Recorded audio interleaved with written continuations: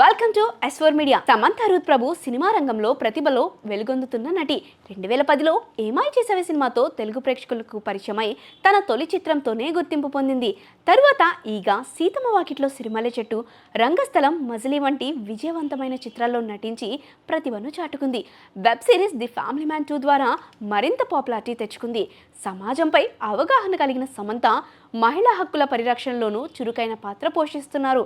సమంత తెలుగు, తమిళ చిత్ర పరిశ్రమలో తన ప్రత్యేకతను నిలుపుకుని అభిమానుల గుండెల్లో చిరస్థాయిగా నిలిచిపోయిన నటి. 1987 ఏప్రిల్ 28న చెన్నైలో జన్మించిన సమంత చిన్ననాటి నుంచే చదువులో తెలివితేటలు కనబరిచారు. మోడలింగ్ ద్వారా తన కెరీర్ ప్రారంభించి ఆమె తన నటన పట్ల ఉన్న ఆసక్తితో సినిమా రంగంలో అడుగుపెట్టారు. నేడు ఆమె పుట్టినరోజు సందర్భంగా S4 మీడియా అందిస్తున్న ప్రత్యేక కథనం.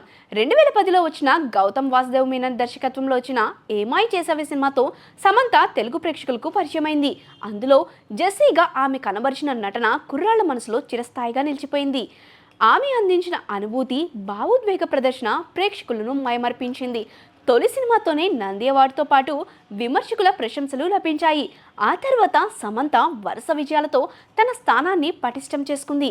బృందావనం, ఈగ, సీతమ్మ వాకిట్లో సిరిమల్లె చెట్టు, ఆ రంగస్థలం, మజిలీ వంటి హిట్ చిత్రాలలో తెలుగు సినీ పరిశ్రమలో ఆమె పేరు చిరస్థాయిగా నిలిచిపోయింది. ప్రతి పాత్రలో ఆమె చూపిన నమ్మకం, నిజాయితీ, ఎమోషన్ ప్రేక్షకులను మైమర్పించాయి. రాజమౌళి, నాని కాంబినేషన్లో వచ్చిన ఈగ సినిమాలో సమంత పర్ఫార్మెన్స్ అందరినీ ఆకట్టుకుంది. సమంత నటనలోనే కాదు, వ్యక్తిత్వంలో కూడా ఎంతో మందికి ఆదర్శంగా నిలిచింది. సోషల్ మీడియా వేదికగా సామాజిక సమస్యపై స్పష్టమైన అభిప్రాయాలను వ్యక్తపరిచే సమంత మహిళల హక్కుల పరిరక్షణ కోసం గళమెత్తుతూ ఉంటుంది. ఫిట్నెస్, మైండ్ఫుల్నెస్ విషయంలో కూడా ఆమె యువతకు స్ఫూర్తిగా నిలుస్తుంది. 2021లో ది ఫ్యామిలీ మ్యాన్ 2 వెబ్ సిరీస్లో సమంత పేరు మారుమోగిపోయింది. అందులో రాజీ అనే పాత్రలో సమంత చూపిన ఇంటెన్సిటీ విమర్శకుల ప్రశంసలు అందుకుంది. ఇటీవల వచ్చిన సిటాజెల్ వెబ్ సిరీస్ ఆమెకు మంచి పేరు తీసుకొచ్చింది. 2017లో అక్కినేని నాగచైతన్యను వివాహం చేసుకున్న సమంత 2021లో విడాకులు తీసుకుంది. అప్పటి నుంచి మానసికంగా బాధపడిన ఆమె ఆ తర్వాత మయోసైటిస్ అనే వ్యాధి బారిన పడింది. కొన్నాళ్ళు అమెరికాలో చికిత్స తీసుకున్న తర్వాత తిరిగి సినిమాల్లో నటిస్తుంది. ఆరోగ్య సమస్యల సమయంలో కూడా పాజిటివ్ ఆలోచనలతో ముందుకు సాగుతూ యశోద, శాకుంతలం వంటి చిత్రాలతో ప్రేక్షకుల ముందుకు వచ్చింది. ఇటీవలే నిర్మాతగా మారిన సమంత శుభం అనే సినిమాను నిర్మిస్తుంది.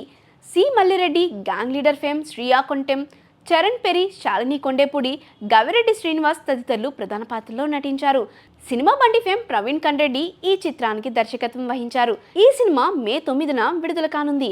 సమంతకు నటనపై ఉన్న నిబద్ధత, జీవితంలోని ఆటుపోట్లను ధైర్యంగా ఎదుర్కొనే తత్వం, సమాజంపై చూపే శ్రద్ధ ఆమెను మిగతా నటీనటుల నుంచి ప్రత్యేకంగా నిలబెడతాయి. ఆమె కథ ఓ మహిళ తమ కళల్ని ఎలా సాకారం చేసుకోవాలో చూపించేందుకు గొప్ప ఉదాహరణ అనడంలో ఎలాంటి అతిశయోక్తి లేదేమో. S4 మీడియా నుంచి హ్యాపీ బర్త్డే సమంత.